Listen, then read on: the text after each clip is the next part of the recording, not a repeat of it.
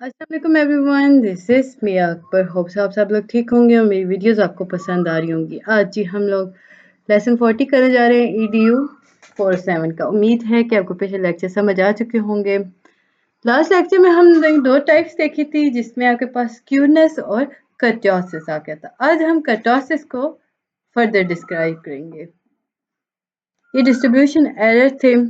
हमने बात की कि स्क्यूनेस जो है ये एसिमेट्रिकली डेटा को डिस्ट्रीब्यूट कर रहा होता है। ये तब होता है जब डेटा इवनली डिस्ट्रीब्यूट ना हो रहा हो सेंटर पॉइंट्स पर, तो हम कहते हैं कि स्क्यूड प्रोसेस है। इसमें दो टाइप्स थी, पॉजिटिव और नेगेटिव। कर्टोसिस ये डिग्री है जी पीकनेस की। अब पीकनेस ऑफ डिस्ट्रीब्यूशन यूजली इसे हम रिलेशन नॉर्मल डिस्ट्रीब्यूशन के अंदर रिलेट करा रहे होते हैं, जैसे कि लाइकर्ट स्केल हो गया। आपको क्वेश्चंस का आपको पता है कि लाइकर्ट स्केल क्या है, हम लोगों ने इसे काफ़ी डिस्कस किया। टाइप देखें, आपके पास कर्टोसिस क्या आ गई। लेप्टोक्योटिक ये कर्व क्रिएट करता है जो रिलेटिवली हाई पीक होता है नॉर्मल कर्व से, इसे लेप्टोक्योटिक कहा जाता है। प्लेटिक्योटिक ये कर्व बनाता है जो फ्लैट टॉप के ऊपर होता है, नॉर्मल कर्व से ऊपर होता है। मीसोक्योटिक ये डिस्ट्रीब्यूट करता है, फॉल करता है बिटवीन टू एक्सट्रीम, इसे हम मीसोक्योटिक कहते हैं। नॉर्मली डिस्ट्रीब्यूट हो रहा होता है, इसमें ना तो ये पीक्ड होता है ना ही ये टू फ्लैट टॉप्ड होता है। जब डेटा नॉर्मली डिस्ट्रीब्यूट नहीं हो रहा होता ना, तो हम देखते हैं स्टैटिक टेस्ट और एनालिसिस को इम्प्लीकेट किया जाता है।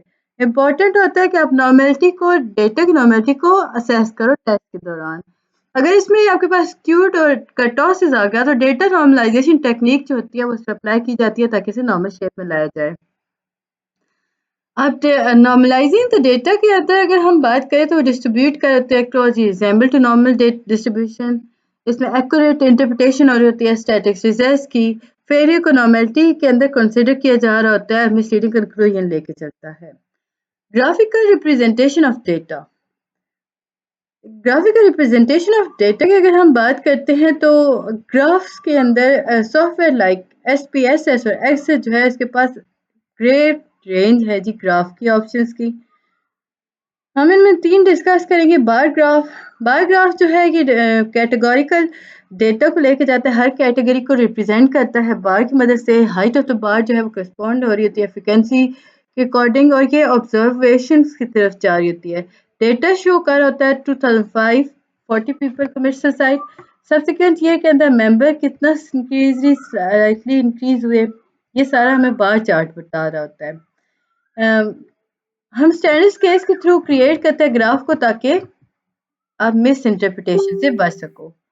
डिफरेंट केस को यूज किया जा रहा होता है सेम डेटा सेट्स के अकॉर्डिंग ताकि मिसलीडिंग ना हो सके कंक्लूजन के अंदर। इसके बाद ही हम देखें तो मीनिंगफुल रिप्रेजेंटेशन और एक्यूरेट इंश्योर कराने के लिए हम बार चार्ट को यूज कर रहे होते हैं। बार ग्राफ बेसिकली इसमें जो प्रिंसिपल्स होते हैं वो नॉमिनल कर्व्स के अकॉर्डिंग होते हैं, यानी नॉर्मल कर्व के अकॉर्डिंग होते हैं। मेथोडोलॉजी इसमें कंसिस्टेंट रहती है। इसके बाद ये हिस्टोग्राम की अगर हम बात करते हैं तो सेकंड टाइप है जी ग्राफ की, जिसे हम हिस्टोग्राम कहते हैं। बार ग्राफ जो है वो की डिस्टिंक्शंस लेके चलता है। हिस्टोग्राम जो होता है वो एक्स एक्सिस को रिप्रेजेंट करता है, इसमें इंटरवल रेंज ऑफ वैल्यू क्या है। इसमें कोई ग्राफ जो होता है वो इन इंटरवल के दरमियान नहीं लाया जाता। एक्स एक्सिस एग्जाम्पल के तौर पे देखें ना, तो इंटरवल अगर एक्स एक्सिस पे है 10 पॉइंट, तो वाई एक्सिस जो है वो रिप्रेजेंट करेगा फ्रिक्वेंसी ऑफ काउंट। और फ्रिक्वेंसी या काउंट किसी भी ऑब्जर्वेशन का कि वो हर इंटरवल में किस तरह ऊपर नीचे जा रही है। लाइक हम देखें ना, तो आप करते हो ना कि इस तरह की लाइंस, ये यहाँ पे लाइंस नहीं बना रहा, सो वो एक जिग-जैग लाइंस आ रही होती हैं, उनके अकॉर्डिंग ये हिस्टोग्राम चलता है। इसमें फ्रिक्वेंसीज को प्लॉट किया जाता है डेटा पॉइंट हर इंटरवल के अकॉर्डिंग। लाइक इसमें हम देखें तो आपके सामने आता है एग्जाम्पल के तौर पे हम देखें ना, तो 39.5 से 49.5 तक आपने रेंज रखनी है एंडवेयर की। तो आप क्या करोगे, आप क्रॉसपॉइंट फ्रिक्वेंसी को वाई एक्सिस पे हर इंटरवल पे पॉइंट आउट करते जाओगे। फिर से आपके पास आता है पॉलीगॉन। पॉलीगॉन जो है कि थर्ड टाइप है जी ग्राफ की। पॉलीगॉन के अंदर प्लॉट किया जाता है फ्रिक्वेंसीज को इंडिविजुअल डॉट के ऊपर। लाइक ग्राफ के ऊपर डॉट्स बनाई जाती हैं, देन उन्हें लाइन में कन्वर्ट कर दिया जाता है। पहला डॉट जो होता है वो फ्रिक्वेंसी फर्स्ट इंटरवल की बता रहा होता है, सेकंड इंटरवल बता रहा होता है, और थर्ड सो ऑन। इसी तरह चलते हैं। लाइन कनेक्ट कर रही होती है डॉट्स को, वो स्ट्रेट लाइन होती है। हम फिट स्मूथ प्रोबेबिलिटीज लाइन को यूज करते हैं इंस्टेड स्ट्रेट लाइन के जगह। लाइक हम देखें ना, तो इसमें अगर मैं आपको दिखाऊं तो हमारे पास आई थिंक लाइन क्या आ गया? कुछ लाइन्स होती हैं ना लाइक इस तरह की यूज़ हो रही होती हैं। यानी आप उन्हें जिधर लेके जाओगे वो मूव करेंगी आपके साथ-साथ। उसमें आप वैलिडिटी सारी लेके चलोगे। आप इसे शॉर्ट करना चाह रहे हो, लॉन्ग करना चाह रहे हो, इसे कर्व देना चाह रहे हो, तो जिस तरह मर्ज़ी है आप इसे ले जा सकते हो। होप सो आपको ये चीज़ भी समझ आ चुकी होगी। इसके बाद ही हम देखें तो आपके सामने आता है ग्राफ। ग्राफ्स के अंदर box plot charts, pie charts और स्टैक बार चार्ट्स। अब इसमें हम देखें तो 3 टाइप्स होती हैं जी। आपने लास्ट में अभी ग्राफ्स की देख ली, बार चार्ट, हिस्टोग्राम और आपके पास आ गया टेलोग्राम था, इतने पॉलीगॉन था। फिर जी आपके पास बॉक्स प्लॉट आ गया। बॉक्स प्लॉट बेसिकली इसे हम बॉक्स और विस्क प्लॉट भी कहते हैं। इसमें आप डिस्ट्रीब्यूट करते हो डेटा सेट्स को क्वार्टाइल के अकॉर्डिंग। इसमें आप वर्टिकल लाइंस को सेंटर के थ्रू लेके जाते हो और रिप्रेजेंट करते हो मीडियन को। इसमें आप इंटरक्वार्टाइल रेंज लेके जाते हो IQR और इसके मिडिल आपके पास 50% डेटा आ जाता है। ये लाइन जो होती है वो एक्सटेंड होती है बॉक्स से और इसे हम कहते हैं विस्कर है। मिनिमम और मैक्सिमम वैल्यूज को ये बता रही होती है आउटलायर के तौर पर। पाई चार्ट जो है ये सर्कुलर चार्ट है। इसे सेक्टर्स में डिवाइड किया जाता है, प्रोपोर्शन होता है परसेंटेज। इसमें डिफरेंट कैटेगरीज की सब कैटेगराइज की जाती हैं। हर सेक्टर साइज जो होता है वो करस्पॉन्ड होता है रिलेटिव क्वांटिटी के अकॉर्डिंग। इसमें डेटा रिप्रेजेंट हो रहा होता है। इसमें 100% आपके पास आ जाता है क्विक विजुअल अंडरस्टैंडिंग। फिर जी स्टैक बार चार्ट आ गया। स्टैक बार चार्ट जो है ये डिस्प्ले करता है मल्टीपल वेरिएबल्स को, सब कैटेगरीज को कैटेगरी के अंदर। हर बार जो होता है वो चार रिप्रेजेंट कर रहा होता है। लाइक इसमें हम डिफरेंट कैटेगरीज डिवाइड कर रहे होते हैं, सेगमेंट्स के अंदर सब ग्रुप्स बना रहे होते हैं। लाइन ग्राफ ये यूज होता है जी, डेपिसिट कराता है प्रोग्रेशन और ये वेरिएबल्स के अकॉर्डिंग चलता है कॉन्टिन्यूस केस के साथ साथ। इसमें पैटर्न्स देखे जा रहे हैं, ट्रेंड्स का इलस्ट्रेट कराया जा रहा है। कैरेक्टरिस्टिक्स ऑफ क्वालिटेटिव डेटा देखें तो इस मॉड्यूल के अंदर हम देखेंगे ना, तो क्वालिटेटिव रिसर्च हम लोग लास्ट लेक्चर में देख चुके हैं, हम रिकॉल कर लेते हैं। क्वालिटेटिव रिसर्च जो है ये फिनोमेना के अंदर डीप डेल्व करती है। लाइक ये आपको कंप्लीट फिनोमेना का बताएगी, कंप्रिहेंसिव अंडरस्टैंडिंग देगी टॉपिक का। अनलाइक क्वांटिटेटिव रिसर्च जो होती है उसमें सर्वे और न्यूमेरिकल डेटा कलेक्शन हो रहे होते हैं। अगर आप ह्यूमन एक्सपीरियंस को फोकस कर रहे हो, सिमिलर एस्पेक्ट्स देख रहे हो, तो क्वालिटेटिव डेटा जो है वो नॉन न्यूमेरिकल फॉर्म्स में लाया जाएगा। क्वालिटेटिव में हम देखें तो उसमें आपके पास इमेज टाइप्स और ऑडियो रेडियो ऑब्जर्वेशन आ जाती हैं। इसमें हम देखें तो इंटरप्रेट आप आसानी से कर सकते हो। प्रैक्टिस क्वालिटेटिव डेटा देखें तो नॉन न्यूमेरिकल नेचर होता है। इसमें न्यूमेरिकल क्वालिटेटिव रिसर्च के अंदर हम देखें तो नैरेटिव फॉर्म्स होते हैं, text, image, videos, audio. Descriptive होता है, ये आपके पास एक और कैरेक्टरिस्टिक्स है। इसमें आप नैरेटिव की तरफ चले जाते हो, एलिब्रेट करते हो डिस्क्रिप्शन को। फिर सब्जेक्टिविटी की बात की जाती है, इसमें आप डिफरेंट इंडिविजुअल और कम्युनिटीज़ को वेरी करवाते हो पर्सपेक्टिव। फिर फोर्थ आपके पास कॉन्टेक्चुअलाइज हो गया। फिफ्थ आपके पास रिच और डाइवर्स इन नेचर हो गया। सिंपल आपको पॉइंट्स याद रखने हैं। फ्लेक्सिबिलिटी है जी, जिसमें मल्टीपल मीन्स के साथ लेके चलते हो। उम्मीद है कि आपको ये चीज़ समझ आ चुकी होगी और आप लोगों ने मेरे चैनल को लाइक और सब्सक्राइब कर दिया होगा। कुछ नहीं समझ आया तो मुझसे पता कर लें। लेसन 41 है आपके पास collecting and analysing qualitative data. हमने बात की क्वालिटेटिव डेटा की कि इसमें वैलिडिटी और रिलायबिलिटी को यूज़ किया जाता है। यानी डेटा को आप क्वांटिटेटिव या क्वालिटेटिव में जाओ तो आपको वैलिडिटी और रिलायबिलिटी पर ही चलना पड़ता है। आप ट्रस्टवर्दीनेस और क्रेडिबिलिटी हर क्वालिटेटिव रिसर्च में देखोगे, इंश्योर कराओगे। वैलिडिटी क्वालिटेटिव डेटा रेफरेंस क्या कर रहे हैं तो इसमें डेटा एक्यूरेसी को देखा जा रहा होता है। क्वालिटेटिव रिसर्च जो होता है वो कम्प्लेक्स और मल्टी लेयर फिनोमेना को लेकर चलता है। ये इंश्योर करता है वैलिडिटी को। क्रेडिबिलिटी अप्रोच जो को एनहांस करता है क्रेडिबिलिटी को, वो पार्टिसिपेंट फीडबैक के अकॉर्डिंग होता है।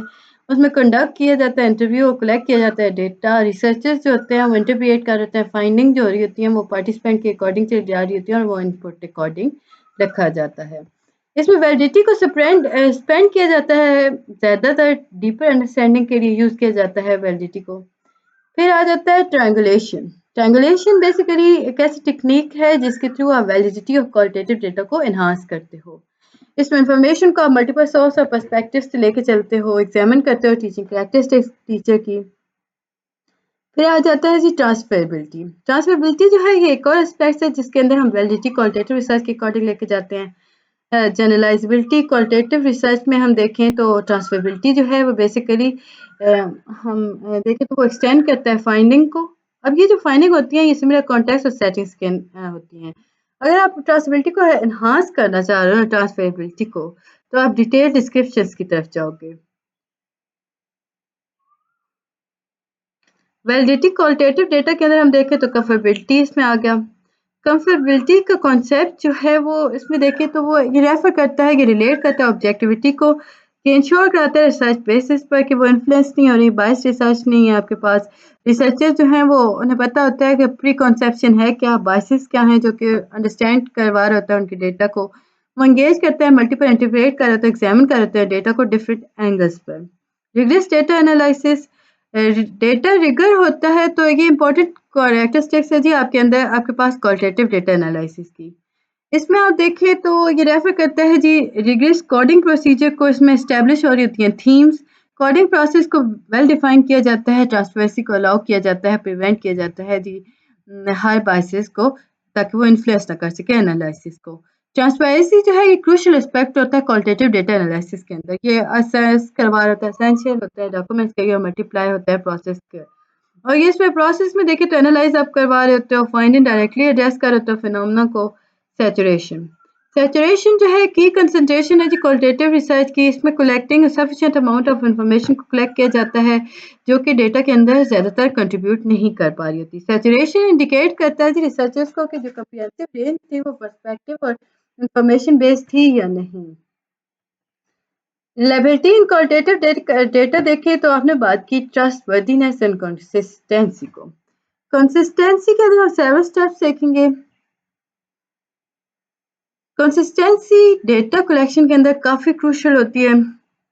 चेंजेस सेटिंग्स के अंदर हो जाती हैं, data source point in time, ये तब हो रही होती है ना जब डेटा कलेक्ट हो रहा होता है, ऑब्टेन हो रहा होता है सिमिलर कैरेक्टरिस्टिक्स। इसका मतलब ये हुआ कि जो कलेक्शन हो रही होती है ना इन्फॉर्मेशन की, वो रिलेटिवली इंडिपेंड करती है सोर्स सेटिंग और टाइम्स पर। याद रखें वो 3 चीज़ों पर कार्य होती है, सोर्स सेटिंग और टाइम।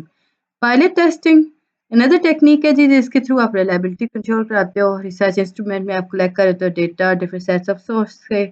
ट्रेनिंग एंड कैलिब्रेशन हो गया। बायसेस इंडिविजुअल कलेक्टिंग, जब डेटा कर रहे होते हैं ना वो इंट्रोड्यूस कराते हैं डिफरेंट एरर्स जो कि रिलायबिलिटी को अफेक्ट कर रहे होते हैं। अब मिटिगेट कराना ज़रूरी होता है, ट्रेन कराना ज़रूरी होता है। ट्रेनिंग इंडिविजुअल के अंदर हम देखें तो डेटा कलेक्शन को आप कैसे बेसिक कंस्ट्रक्ट कर सकते हो। इंडिकेटर जो होता है वो हेल्प करता है, अंडरस्टैंड करता है, प्रमोट करता है रिलायबिलिटी को, रिपीटेबिलिटी को। इसमें हम कैलिब्रेशंस के अंदर देखें तो सिस्टमैटिकली कंपेयर कर रहे होते हैं, अंडरस्टैंडिंग कंस्ट्रक्ट कर रहे होते हैं। इंटर कोड रिलायबिलिटी ये क्रूशियल होती है कोडिंग के दरमियान थीम ड्राइंग प्रोसेस के अंदर। ये इंश्योर कराता है मल्टीपल कोडर्स को कि वो एनालिसिस रिसर्च को कंसेंसस के अकॉर्डिंग कोड करते हैं डेटा को कंसिस्टेंटली। इंडिपेंडेंट कोडिंग जो होती है वो डिस्कशन और कंसेंसस बिल्डिंग इंक्रीज कर रहा होता है रिलायबिलिटी को। Cohen's kappa coefficient technique use हो रही होती है, टेक्निक याद रखिएगा, Cohen's kappa coefficient inter coding reliability के लिए होती है। मेंबर चेकिंग रेनफोर्स रिलायबिलिटी होता है जी मेंबर चेकिंग का, फाइंडिंग आप जो दे रहे हो उन्हें बार बार चेक किया जाता है, वेरीफाई किया जा रहा होता है। ट्रायंगुलेशन ये एनहांस करता है रिलायबिलिटी को। अब जब कलेक्ट करते हो डेटा को किसी भी फिनोमेना से, तो मल्टीपल पर्सपेक्टिव और डिफरेंट स्टेक होल्डर होते हैं, तो उन सारों की जो इन्फॉर्मेशन होती है वो रिसीव करके उसे एनहांस किया जाता है उसकी कैपेबिलिटी को। रेगुलर रिफ्लेक्शन रिफ्लेक्सिबिलिटी का अगर देखें तो एंगेज होता है जी रिफ्लेक्शन और रिफ्लेक्सिबिलिटी के अकॉर्डिंग, और ये काफ़ी इंपॉर्टेंट होता है क्वालिटेटिव रिसर्च के अंदर। सब्जेक्टिव जो भी आपके पास नेचर में आया डेटा का, वो पॉसिबल होता है कि इसमें रिसर्चर्स जो होते हैं वो मिस इंटरप्रिएट कर देते हैं इन्फॉर्मेशन को बेसिस के अकॉर्डिंग, लाइक ब्रेक हो गई, रिविजिट किया डेटा को, क्रिटिकली एवेल्यूएट किया पर्सनल ओपिनियन को, चॉइसेस को। टाइप ऑफ क्वालिटेटिव डेटा देखें तो इसमें ऑब्जर्वेशन, इंटरव्यू और एग्जामिनेशन ऑफ रिकॉर्ड और आर्चीव्स आ गए। ऑब्जर्वेशन की अगर हम बात करें तो उसमें डायरेक्टली आप ऑब्जर्व करते हो हर चीज़ को, डॉक्यूमेंट बिहेवियर क्या है, इंटरेक्शन क्या है। पार्टिसिपेंट ऑब्जर्वेशन रिसर्चर जो होता है वो एक्टिव पार्टिसिपेट कर रहा होता है, सेटिंग्स के अंदर ग्रुप को ऑब्जर्व किया जाता है, इमर्स किया जाता है खुद को कॉन्टेक्स्ट के अकॉर्डिंग, ताकि आपको इन डेप्थ अंडरस्टैंडिंग हो सके। नॉन पार्टिसिपेशन ऑब्जर्वेशन देखें तो रिसर्चर जो होता है वो डिस्टेंस से ऑब्जर्व करता है, वो उसमें पार्टिसिपेट नहीं कर रहा होता। स्ट्रक्चर ऑब्जर्वेशन रिसर्चर जो होता है वो specific variables of behaviour of interest को देख रहा होता है, इसमें ऑब्जर्वेशन जो होती हैं वो सिस्टमैटिक वे के अंदर होती हैं, प्री डिफाइंड स्केल्स होते हैं, चेकलिस्ट होते हैं ताकि रिकॉर्ड को प्रॉपर वे में रखा जाए, स्ट्रक्चर फॉर्मेट में होता है। अनस्ट्रक्चर्ड ऑब्जर्वेशन जो है ये बेसिकली टीचर जो होता है फ्रीली एक्सप्रेस करता है थॉट्स को और एक्सपीरियंस को, ऑफर करता है जी ओपन एंडेड और कम्प्रिहेंसिव पर्सपेक्टिव को। उम्मीद है कि आपको ये सारी चीज़ें समझ आ गई होंगी। मिलते हैं नेक्स्ट वीडियो में, तब तक के लिए अल्लाह हाफिज़।